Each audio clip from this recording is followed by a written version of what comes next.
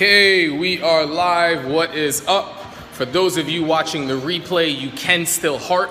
Tap the screen, tap, tap, tap. We really do appreciate the hearts throughout the entire Periscope session. We have a really good one for you today. I'm going to show you what we have going on, and then I'm going to end up propping this camera over in the corner. So, we're going to do two things. First thing, turn this to the side.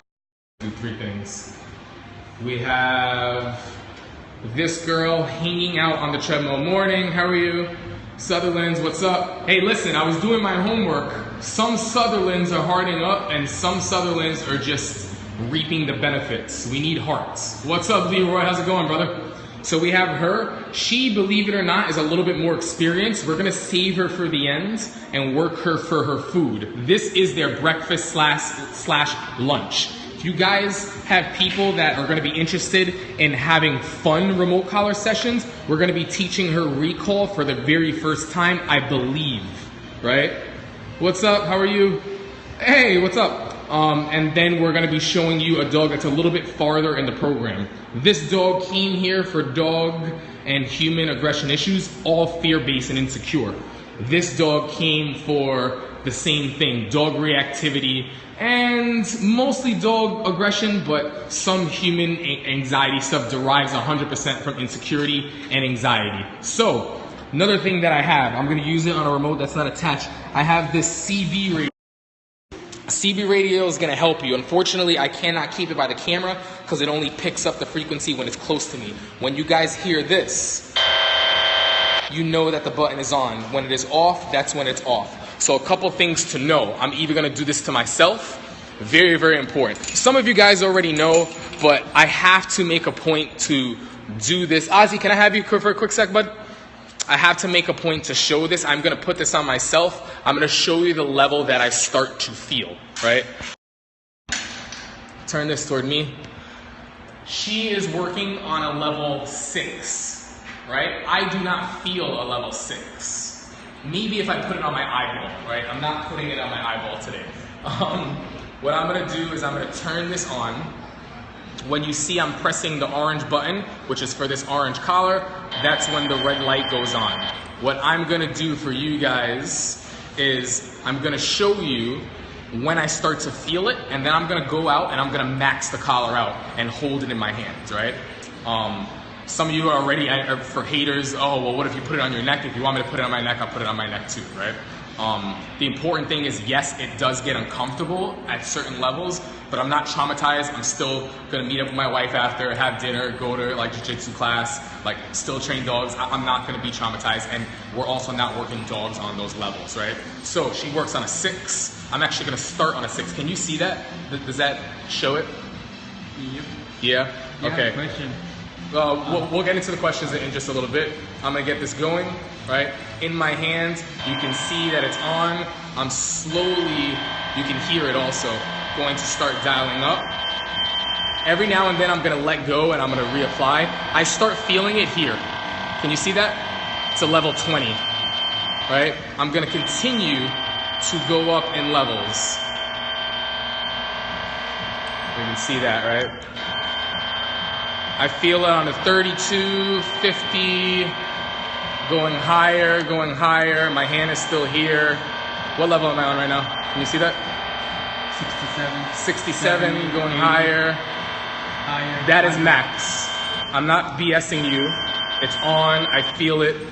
It doesn't feel great at that high level, but it's fine. If I want to put it on my neck, I'll do it for the idiots that want to hate. Listen, you could, no matter what you do, there will be haters, right? So, this is on my neck. I actually feel it, okay, same thing. I feel it on a 20 here. Do you feel that? Can you see my neck spazzing? Or no, I feel it in my ears. Going a little bit higher. And then right when I get to there, which is a 35, for me, that's when I'm like, oh, okay, that's enough. So that would be my working level. We're gonna get her, so I've never done recall with her before, and she's new to the remote collar. So we're gonna get her doing something she already knows before we jump into the recall. A couple things that I look for personally. I want a dog that is already accepting food. I want a dog that is doing something prior and familiar with the markers, right? Meaning are 3 markers good, yes and no, right? So if I know Jen was working a lot with her, teaching a down. So if that down happens and then I yes and I get the food, if I have that consistent, there's a bunch of different ways to teach recall. This is just one of them, right? I can teach recall myself probably 5 different ways. This is the way that I'm gonna choose with her. It might actually even deviate. It might switch up, but I'm gonna walk you through that. You guys are gonna be able to hear this, right? What's up, how are you? So that's where we are. I'm gonna shut this off now. She already has one fitted for her. I'm gonna get her on her level, which is a 6. Nope. I also have her food right here. These are not treats, this is food. These are the meals, hey, these are the meals that they're eating. We're not getting our dogs fat, we're not getting them obese. To show you how to handle food, I have relatively big hands, so I'm kind of usually over here in this area, and I'll either line it up here or line it up, here, and I'll cut my hand because I can move freely, and then I can also release to get the dog to take food. I'm also not doing this because I'm not getting my fingertips bit, right? That's very, very important. So, let's get into this. I'm on level 6. People will ask about the vibrate. Some trainers use vibrate, I don't. There's no adjustability with vibration, and more often than not, as crazy as this sounds, you will have a dog that will freak out way more on vibrate than they will on the levels of electricity that we're working, right? But one of the main reasons is vibration is not adjustable. This is adjustable. So yeah, I can go really loud with you, but I can also talk really low. So vibration is just like a strong cell phone. And when they feel that, I've seen dogs turn into like cats, where they feel it for the first time and they jump up to the roof, right? So that's not the goal that we're trying to get her at, right? So just let's come over here for a quick second just to show some of these guys. So these are some of the dogs that we have. Their working levels are more or less the dogs that we're working on. Penny's the pit bull, she works on a 5. Lolo's a 3 to 4. Roscoe's a 7 to 8. These guys actually went home, we're gonna erase that. Sophie's a 6. Muffin felt 12. I'm willing to bet, so we haven't really worked Muffin on a remote yet, that feels 12 or responded to 12. What we're gonna do is we're probably gonna get that dog lower. Darcy was a 4 to 5, Phoebe was a 2 to 5, her correction level was a 10. I didn't start feeling it until, what was it, when I say 20?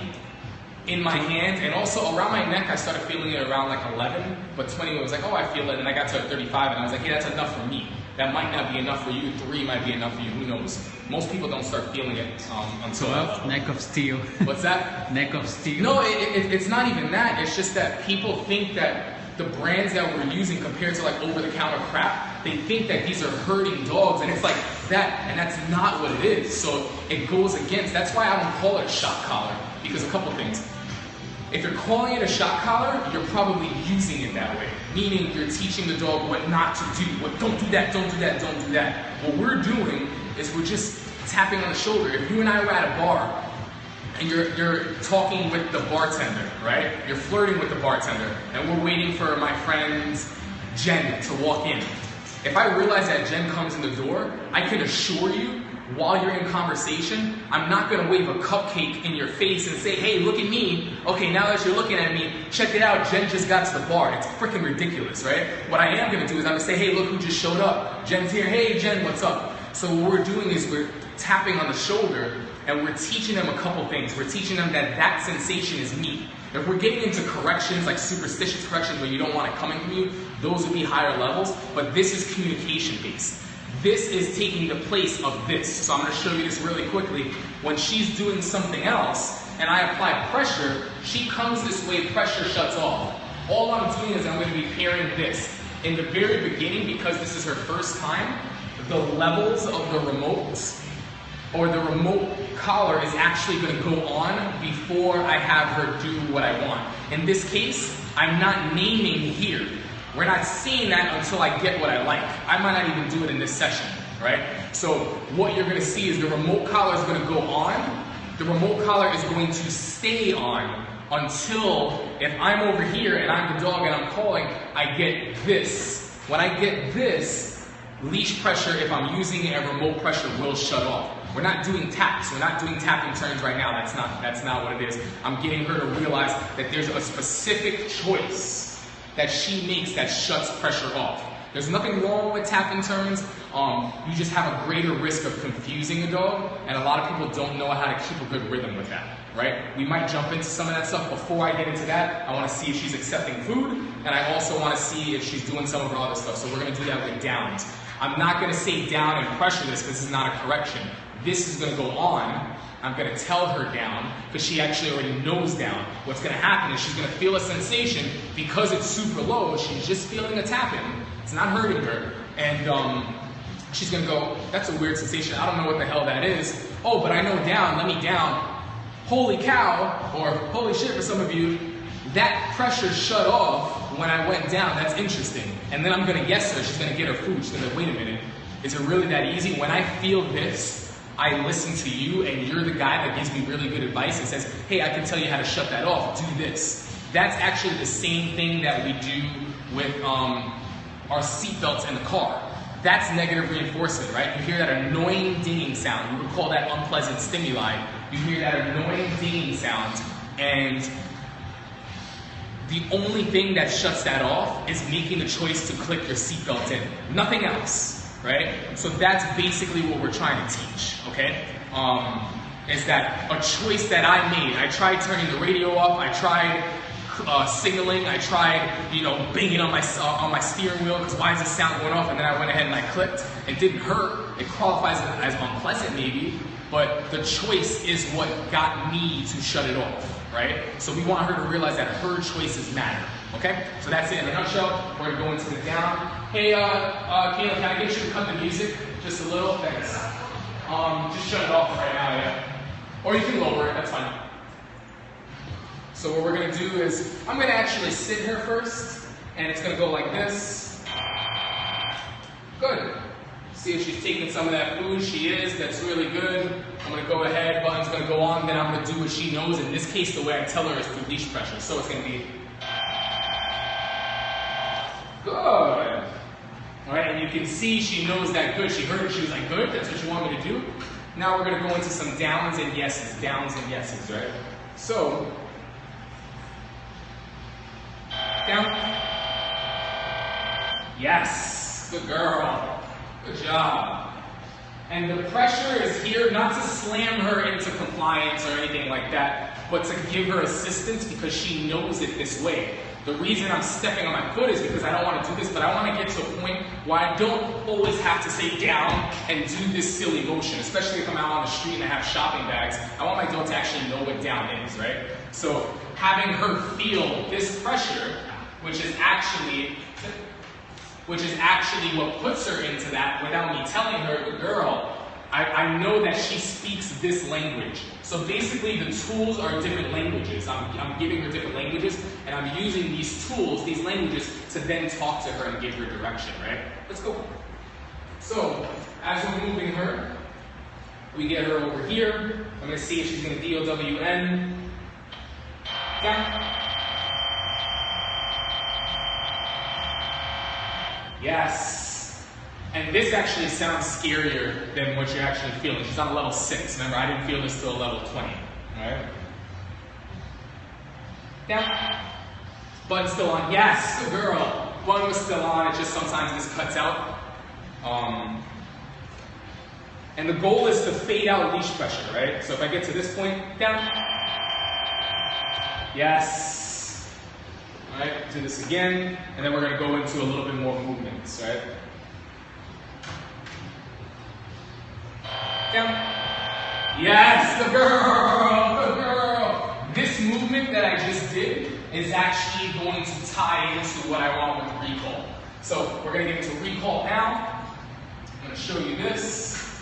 Somebody asks, why do you dress her right away? Like, every time she goes down, why do you get her up, moving? Because I want her to be excited. This is a very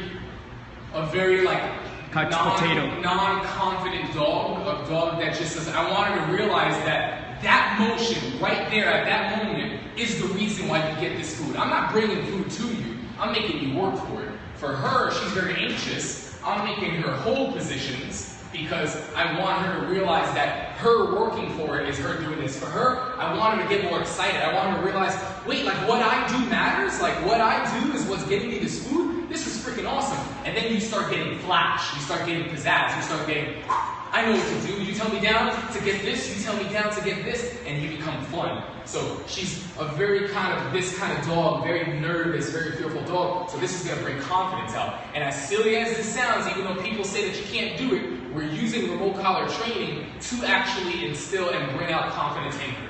Right? So all the people that say that you can't, or a remote collar and a fearful dog, or a remote collar, they don't know what they're talking about. I remember being there too. Right? Like I used to think the same way. Right? That's okay. So what I'm going to do is I'm going to bring her over this way. Button's going to go on. Good girl! So good! And she already knows eye contact exercise is good. Yes. So we've done eye contact and I'm bringing that in at the end. So I'm kind of piecing things together. The reality is right now she's not going to be responding for this. She's going to be more excited for the reinforcement, which is the good girl. So I want her to realize that she feels something. She happened to turn, and then all of a sudden I'm rewarding her. She'd be like, really? That's it? That's what you want? Before you know it, you're going to see a little bit of a flash in your dog, which we're going to show you, which is what she will turn into, right? So this is her very first session, all right? Let's go. Bring her over. Good girl, so good! I'm going to have her over here. Yes. I'm personally waiting for eye contact. Some dogs aren't at this point.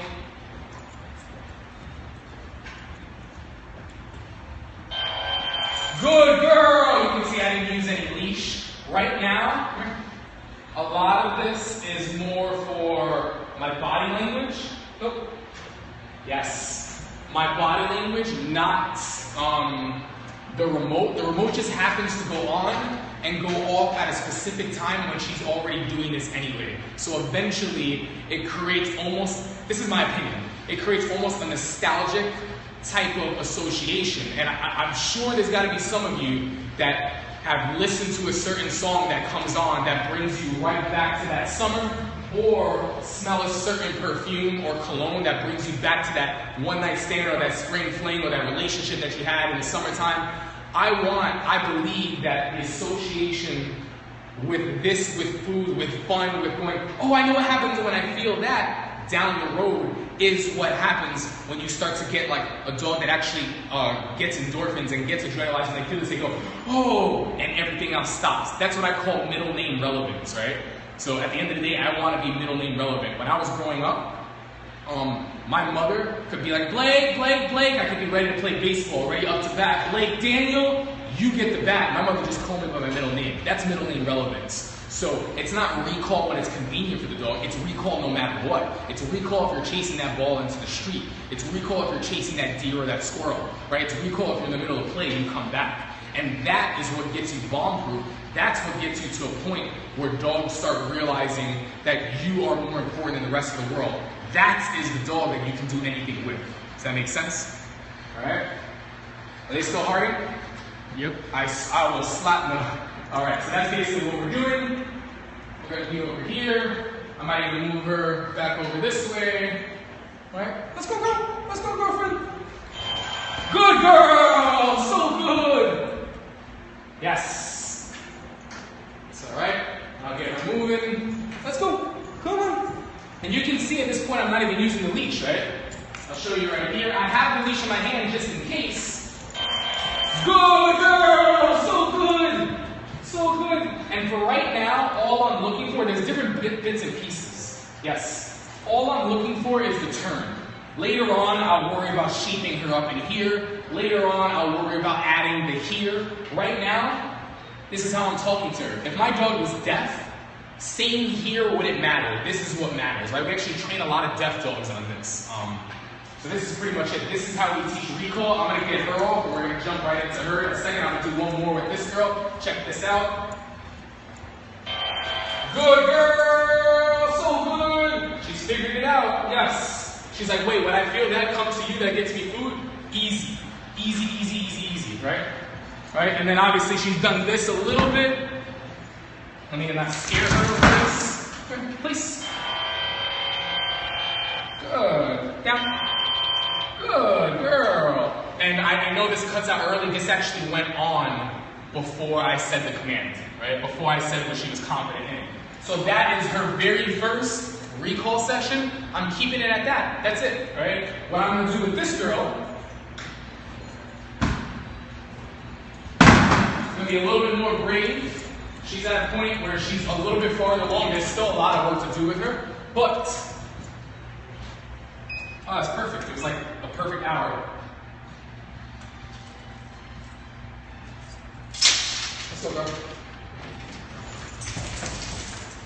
Okay, I'll let her drink her water. Alright, I'm actually going to. What level is she? 5?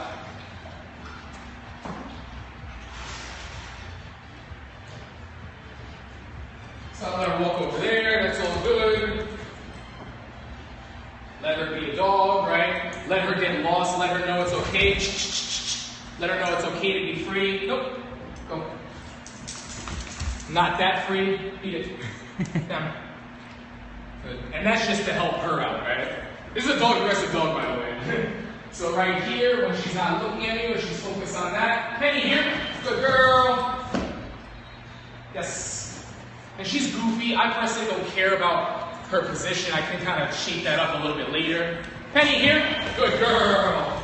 Look, I can really, really focus on this. Get eye contact. Please. Good. Good. Keeps her there. Right? I can walk over and I can nurture this. I'm going to down this one. This is difficult for her. You go good girl. Nope. Good. Nope is the clarity. I can YES her.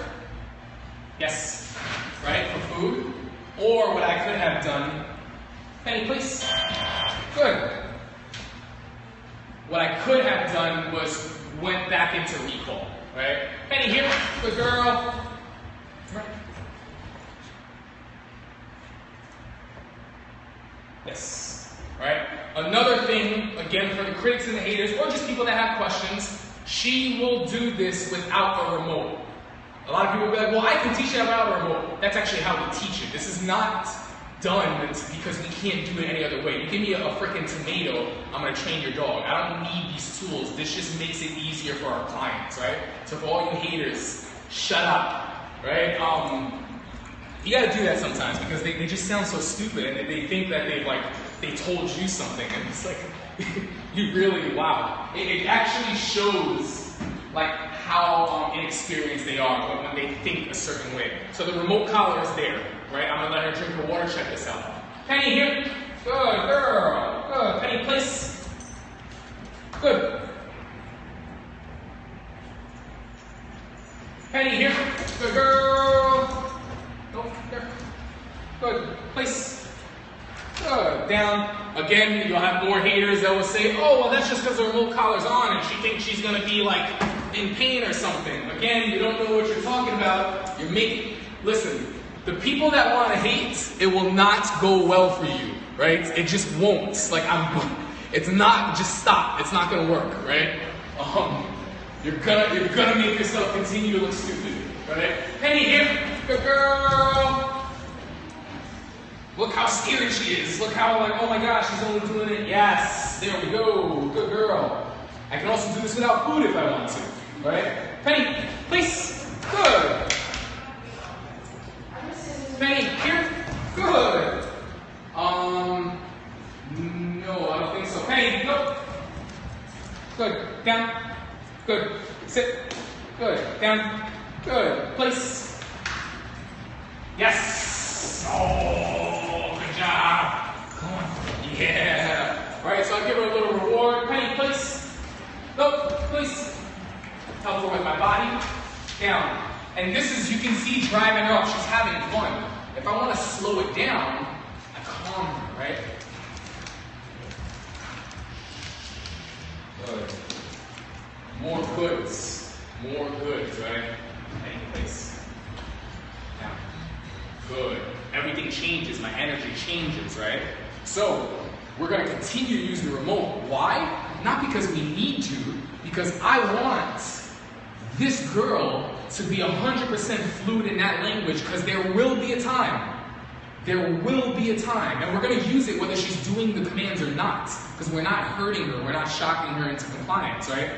We're gonna use it for all the stuff she already knows how to do, so it represents, it becomes an association that when she needs it, because a dog is trying to attack her, when she needs it, because she's chasing a deer, she's about to run into a street, and I do have to go a little bit higher and say, here, she gets the additional support, even if she's 500 yards away, she still feels me as if I had a leash and goes, oh, thank you, I needed the extra help because that was really hard, comes running back flying, right? And I might have saved that dog's life. So we're not training them in a way that like old school people have thought. And when I say old school, I'm talking about positive only, right? This is new stuff. People that say that this is old, it's like you're farther behind than you think, right? So this is kind of where we are, and people are going to ask what type of trainer I am. I'm not this trainer, I'm not that trainer, I don't belong to this camp, I don't belong to that cult. I'm just a dog trainer, right? And I just incorporate methods that are appropriate for the dogs and what they need. And that is pretty much it, right? I mean, people that focus so much on technique, that's like martial arts and people that are swearing by one method only. It was like, oh, you're a black belt in Taekwondo? Well, I'm a black belt in Jiu-Jitsu and like we're the best. It's like, cut the nonsense, right? It's like, why don't you study them all and take on a Bruce Lee approach and know that if you have a go-to method, fantastic, but if that fails and that hits the wall, you can't say I can't help that dog, or you can't say, well, we should put the dog on Prozac, or we should give the dog meds. What if you understood how to properly use these other tools? Then you would be able to help the dog, you'd be able to help the client, you'd be able to help relationships.